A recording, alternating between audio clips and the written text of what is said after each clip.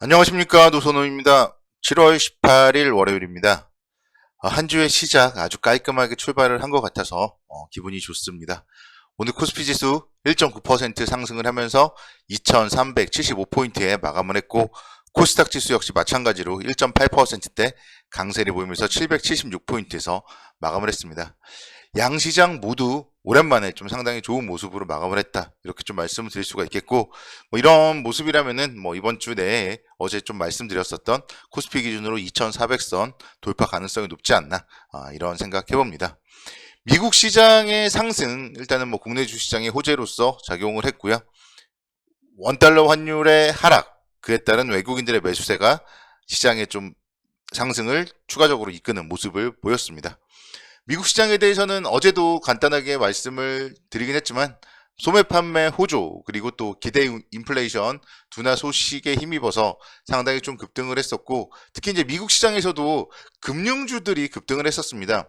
시티그룹 그리고 웰스파고 등이 호실적을 발표하면서 상당히 좀 좋은 모습을 보였었고, 특히 이제 또 시티그룹 같은 경우는 자사주 매입을 재개할 것이라는 얘기까지 나오면서 주가가 13%대 급등을 하는 모습을 보였습니다.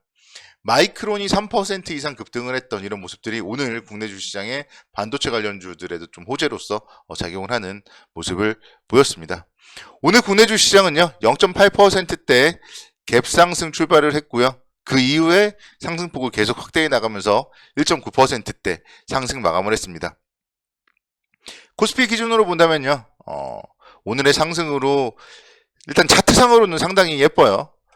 이틀 동안의 양봉, 그리고 하루는 긴 아랫꼬리, 그리고 오늘은 21선 위로 갭상승 이후에 또 양봉을 만들었기 때문에, 이런 모습이라면은 사실 그림상으로 봤을 때는 2500포인트까지도 좀 상승 가능성이 있다, 이렇게 좀 말씀드릴 수가 있겠고, 그렇지만 한 번에 올라가기보다는 좀 2400포인트대에서는 그래도 어느 정도 또 진통을 겪으면서 숨을 고르고 나서 올라가는 게, 한번 쉬었다가 가는 게 좀 더 멀리 갈 수 있지 않을까, 그런 생각도 가져봅니다. 원달러 환율 한번 좀 살펴보도록 할 텐데요. 환율이 오늘 8원 하락을 하면서 1317원까지 하락을 하는 모습을 보였고, 그에 따라서 외국인들 오늘 무려 6200억 원대 순매수 유입을 했습니다. 외국인들이요, 지난 목요일부터 목요일, 금요일, 그리고 오늘까지 엄청나게 매수를 했습니다.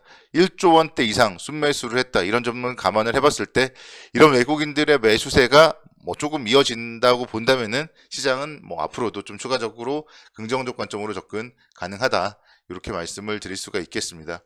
정말 긴축이라던가 금리 인상, 이런 부분들은 정말 너무 많이 얘기를 했잖아요. 그렇기 때문에 이제 추가적으로 금리 인상을 한다고 하더라도 그게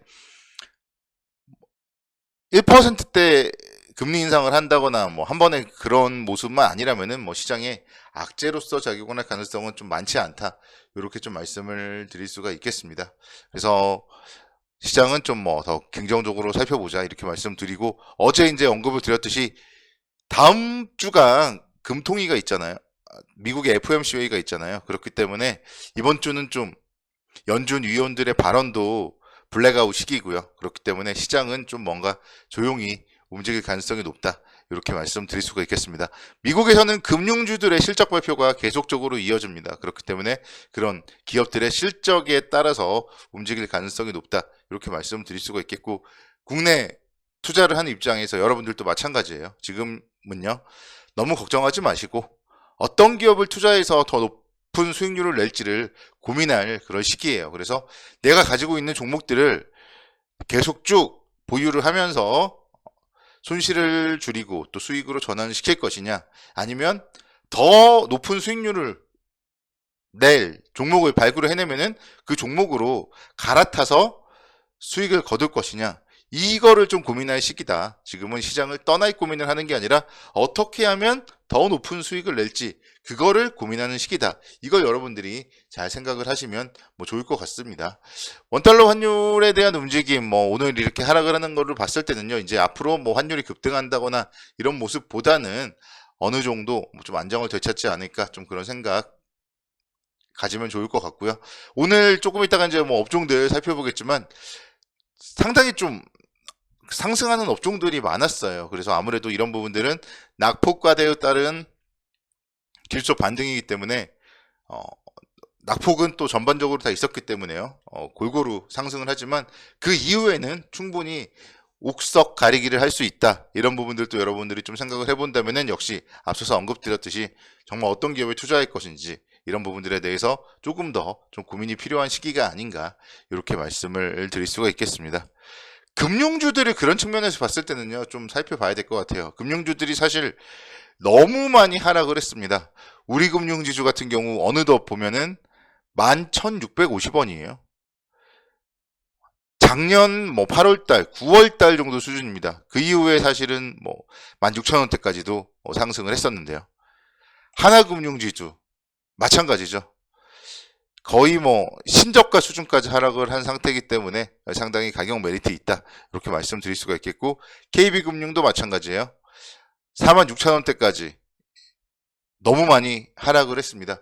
이런 가운데서 정말 금융주들의 하락 원인 자체는요, 그렇게 좀 크지는 않다. 그렇기 때문에 상당히 좀 가격 메리트가 있겠다. 이렇게 말씀드릴 수가 있겠습니다. 한국은행은 앞으로도 추가적인 금리 인상을 할 겁니다.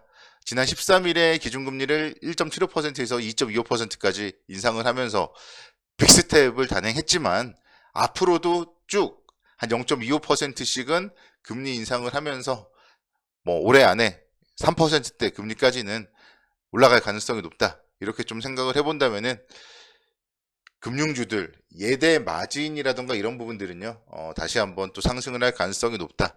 이렇게 좀 말씀을 드릴 수가 있겠습니다. 사실 요즘에 이제 좀 금융주들이 많이 하락을 한 거는 금융주들이 기업들이 예대 마진을 너무 많이 취한다. 대출 금리를 너무 많이 올린다.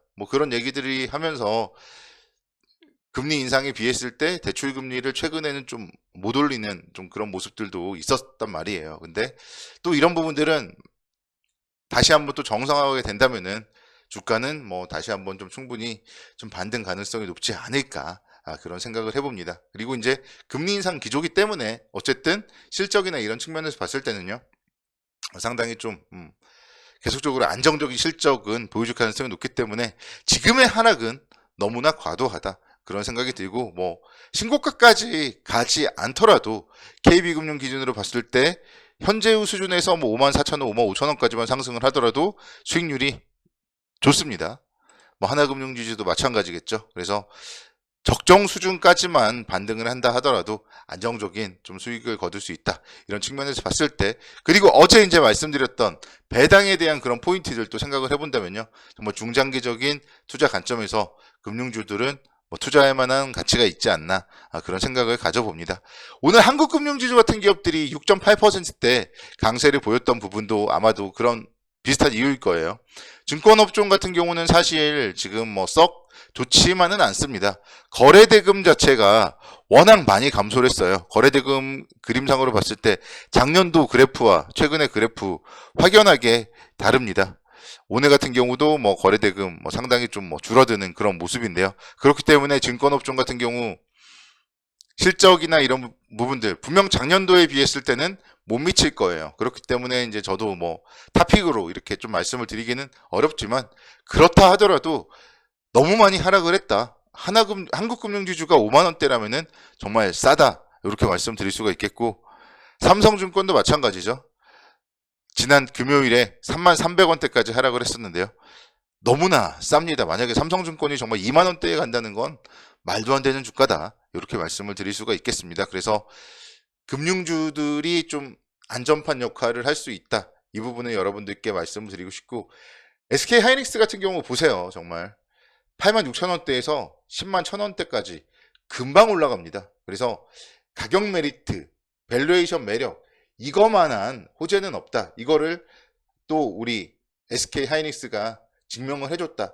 이렇게 말씀드릴 수가 있겠고, 삼성전자도 마찬가지예요. 삼성전자도 어느덧 6만원대, 61,900원대까지 반등을 했습니다. 지난주 금요일과 오늘 상당히 좀 예쁜 장대 양봉을 보여줬다. 그렇기 때문에 좋은 기업들에 투자를 한다면은 회복하는 것도 빠르다. 이런 점들을 여러분들이 잘 염두를 해 두셔야 될 것 같습니다. 그래서 시장 너무 걱정하지 마시고요. 대신에 상승 시에 추격 매수는 하지 마시고 조정 시에 좋은 종목 분할 매수하자. 다시 한번 말씀드리겠습니다.